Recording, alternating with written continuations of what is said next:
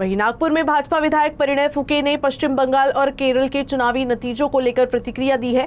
उन्होंने कहा कि पश्चिम बंगाल में भाजपा ने हिंदुत्व और घुसपैठ जैसे मुद्दों पर चुनाव लड़ा, जिसका असर जनादेश में देखने को मिला है। साथ ही उन्होंने केरल में पार्टी के प्रदर्शन का उल्लेख करते हुए भविष्य में वहां भाजपा की मजबूत सरकार बनने का दावा किया।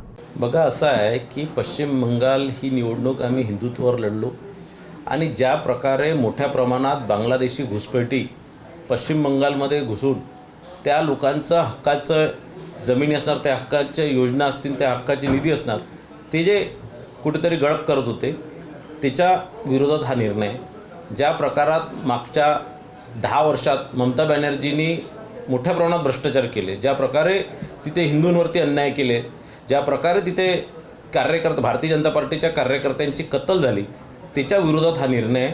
आणि पश्चिम बंगालच्या जनतेने हा एक मोठी चपराक ममता बॅनर्जीला या माध्यमातून दिलेली आहे।